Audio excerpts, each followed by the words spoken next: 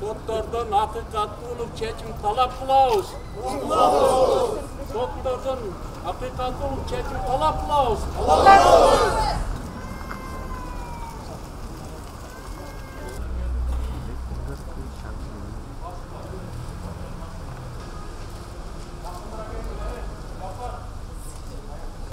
Bugünkü çoğulgan elдің talabı mına Karasu bazarında bizde daim tınçılık gerek, жақшылық gerek. Daim şunça kança 300'den 360-70 adamın jeke mençigi var.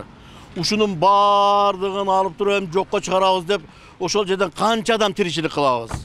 Kaçan bolsa uşup Karasu bazar topolоң bolot hiç şunu sınçıbadı. Özü biz o жерде turgan иштеп атабыз. Жеке менчик ээлерибиz. Gelip atır oşu 20 жылдык токтомдорду жок кылам деп атат азыр. 20 жылдык токтомдорду жок кылам деп мына сотко кайрылып отурабыз. Биздин талабыбыз сотко адилеттүү чечип берсин. Адилеттүү чечип берсин. Азыр келип алып туруп элем, келип алып туруп буна мындай. Урматтуу президент, урматтуу премьер-министр, урматтуу сот. Ушундай адилеттүү карап бериңиздер. Биз кандай үмүт менен шайладык президентти турабы? Мына şu kança adamlar ушунча турабыз ушул жерде. Kança adam келип турабыз. Келип алып туруп элем, келип Карасу базар бузулат. Жеке менчикти алабыз, соттойбуз, сот ояка чечти, сот бияка чечти. Азыр заманыбызда тынчылык керек, жакшылык керек. Биз митинг кылган жокпуз. Сөз эркиндигинде өзүбүз жакшына, өзүбүздүн менен айтканыбызды келдик. Турабы? Туура. Ошон үчүн мына азыр жерге топтолгонубуз митинг эмес, тынчтылык, жакшылык бир жерде басып алган жокпуз. Басып алгандарга айтабыз. Мусулманчылыкта айтат. Şariat boyunca bironun mülküne göz atma. Şariat boyunca bironun mülküne göz atma. Kıyamatta cevap veresin deydi. 20 yıl oldu buğa. 20 yıldan beri jeke mençike geltirilen buzulup kalavını. Hiç kaçan prezident öz aytkan. Jeke mençiklerin bardın kolda özlem. İşkenlerini kolda özlegen. Ha gelip alıp duruyla hazır buzulat. Sen hemen başka. Ben sotka vereyim. Prikaz vereyiz. Biz hazır tolga ümitiz. Prezident beni sottan kaldı. Sot bizge adiletli çeçip versin, biz tınç değilik. Karasu'da daim tınçılık, jaşılık bolsun. O şöyle bizim maksadımız. Adiletlilik. Adiletlilik basın mı? Adiletlilik basın mı? Adiletlilik basın mı? Men деле ушул жеке менчик ээлеринин бири боломун. 25 жылдан бери ушул гос актысы менен жеке менчикте иштеп жатамын. Буга чейин канча базарком келди, 7-8 базарком келгенде эч ким бизге тийишкен эмес. Ушул Нурбек Эргешев келгенден бери базардын чалды көдөсүн чыгарып салды. Bir bazar özü 12 gektardan turат. 5 gektarды birinci alıp bu ökmötkө ötөт деп элди алдап ökmötkө өткөзгөн адам болуп, булар hiç kança ötpөй эле кайра осого айланып алды дагы. Эми калган 7 гектарды булар өзүнө осого мен өткөзүп алганды турат. Биз бул жеке менчик ээлери 400 адам болуп турабыз бул жердечи. Ушул 400 адамды кантип булар күйдүрүп өзүнө өткөзүп алат. Бул жерде 1-2 адамдын да кызыкчылыгын ойлоп атышат аларчы. Кайерге барсаң эле жогоркулар билет, жогоркулар чечет, жогоркулар билет деген сот келсең деле ошол сөз, башка жака барсак деле биздин арызыбызды ким угат билбейм. Эми негизги талап кандай болот? Биздин талаптарыбыз жогорку жактагылар ушул сотторду сатып албастан соттор өздөрү бизге туура чечим кабыл алсын. Эгер туура кабыл албаса соттор кетсин.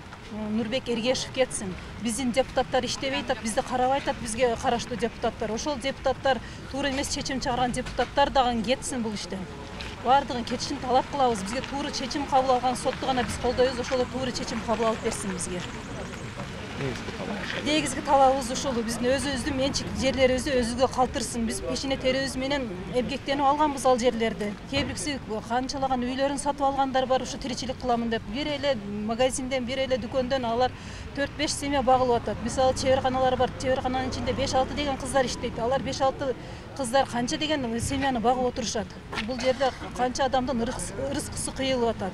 Biz talap kılabız, sottор туура чечим кабыл алып берсин биздин пайдабызга.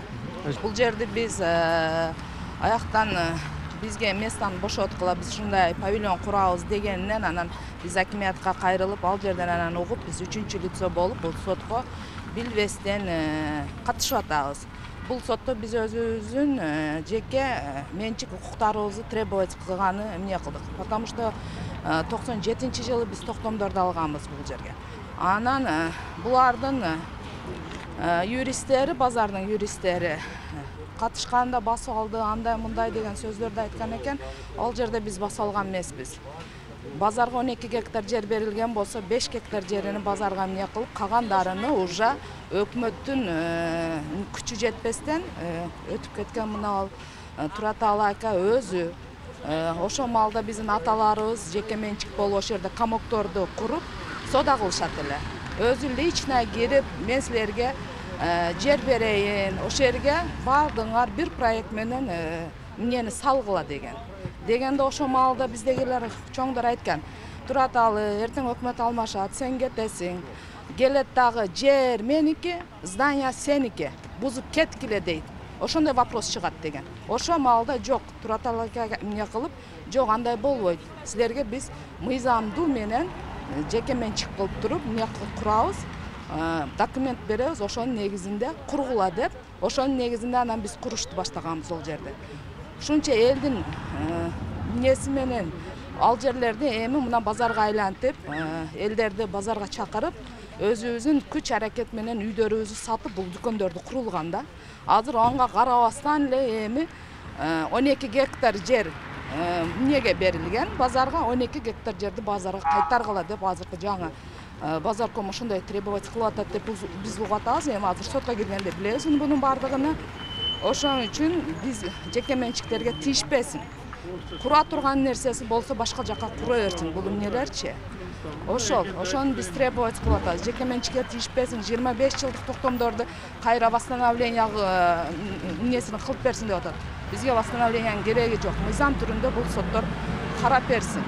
Анан кийин өзүнүн эмнесин осо фирма кылып 5 гектар жерди эмне кылып алды. Эртең биздикин дагы ала турган болсо, ол осо фирма деген это уже жеке менчикке кирет да. Мамлекеттики деп эмне кылып атат? Это биз билбейбиз. Биздин түшүнүгүбүз осо фирма болгондон кийин ол өзүнө жеке менчик кылып атат. А биздикинен дагы эртең эмне кылып туруп, ол жерде павильон кургандан кийин биз дагы аларга жеке менчик боло албайбыз уже. Алардын ичине киргенден кийин биз аларга подчиненный болобуз. Биз өзүбүздүн кызыл китепти аларга бергибиз келбей атат. Ошон үчүн соттон биз адилеттүү чечимди чыгарып берсин. Биздики уже 14-жылы бул вопрос дагы каралган. Баяман келген маалда каралган. Бул эмнечи жеке менчик тууралуу. Ошол маалда дагы биз соттон выиграть кылганбыз. Жеке менчиктерге тийишпегиле деп. Ар базарком жаңы келген сайын ушу базардын жеке менчигине асылып, келип алып иштеке таппай эле кандай акча кылышын эмне кылышып атат, көздөшүп атат окшойт. Президентке кайрылабыз, Ташиевке кайрылабыз. Элдерге биз жардамыбыз тийип атат өкмөткө. Өзүбүздүн тиричилигибизди кылып, еще дагы башкаларга берип атабыз, налогдор төлөп атабыз, башкаларды кылып атабыз. Азыр президент жеке менчиктерди коргогула, жеке менчикке тийишпегиле, жардам бергиле деп атат, но бирок бул жерде совсем башка позиция кетип атат. Министрлер наоборот иштешип атабы билбей атабыз биз. Президент сүйлөгөнү башка, колунда астында иштеп аткандары совсем тескери кылып, элди агрессивный кылып туруп эмне кылып атат. Бүт бардык жеке менчиктерге тийишип, уже кызыл китептерге асылып, уже алышты баштап атат да. Ошон үчүн биз силерге кайрылабыз. Колуңардын астындагы министрлерге, эмнелерге нормально карап койгула. Кылып аткан иштерини. Биздин ошо Кара Суу базарында госимущество берген, сотко берген госадминистрацияны бизге билдирбестен. Биздин үстүбүздөн сот жүрүп атат мындайча айткандачы. 741 госадминистрациянын Кара Суу райондук жана базар менен Сарай айрыкөтүнүн 108 токтому. Ал жерде 950 адам бар. Бир эле менин немес, бул жерде азыр биз 27-30 квадрат метр үчүн күрөшүп атабыз. Ошол жерде 950 адам бар. 950 адамдын 950 дүкөндүн ичинде ар биринде 2ден 3дөн 4дөн 5ден кээ бирлери столовой кылган мисалы үчүн ошол жерлерде 3дөн 4дөн адам иштейт. Бул жерде кандай эми билбейм, баскынчылыкпы же башкача кандай түшүндүрүшүмдү да билбеймин. Биздин үстүбүздөн иш алып кетип атат.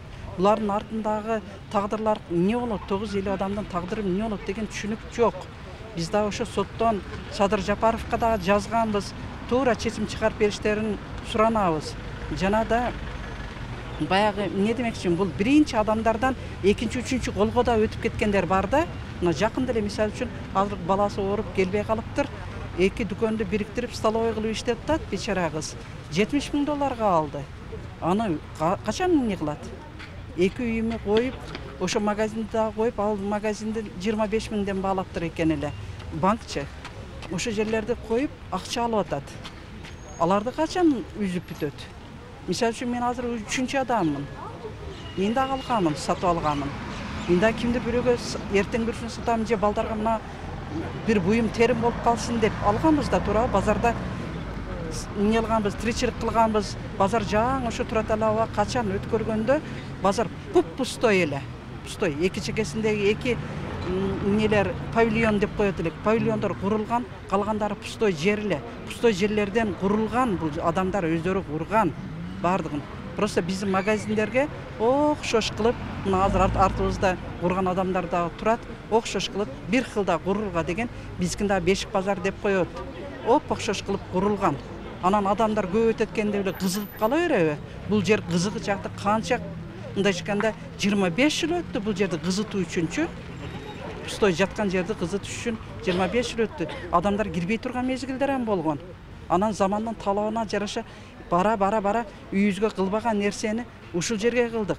Кой ушул жер мөнүксүн, адам кирсин, сода болсун, кичине тиричилик кылайын деп. Анан мынантип кызып калыптыр, сонун болуп калыптыр эле кызыккан туура эмес да. Башынан бул азыркы госимущество турат десек, тагында мына азыркы базарком турат экен. Базарком өзү ушу Москваларда жүрүптүр. Ушул жерде бир эките патентке ташыды экен бизге окшоп. Анан эмне калса эле эки жактан келгендер эле Москвада, Пасквада ар жакта иштеп келген балдар эле биздин эмнебизде кызыл китебиз бар жерди тартып алса жакшыбы? Биз да ошо Россияга кетпөөнүн айласын кылып, балдарыбыздын жанында жүрөлү, тууган уруктун жанында жүрөлү. Кичине болсо дагы биздин төлөмдөрдүн бар өз учурунда төлөп келгенбиз.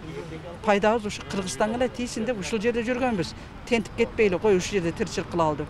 Анан эле келип эле Москвадан келип эле биздин эмнебизди тартып алса, бул дагы аркабыздагы жерди 4,5 гектар жерди алыптыр экен бала.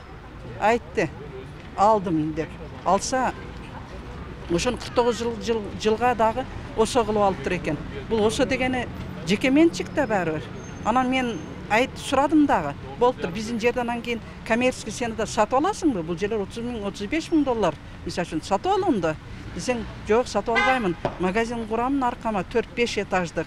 2 этажы жердин астында болот, машина кое турган жер дейт. Мен айтам аркабызда Баткен стоянка, Кызыл Кыя стоянка, Ноокат стоянка деген болчу эле дедим. Ошолор жүктөйт. Ошол кайка барат десем, пастан жүктөйт дедим. Карашта свет өзү жетишпейт го.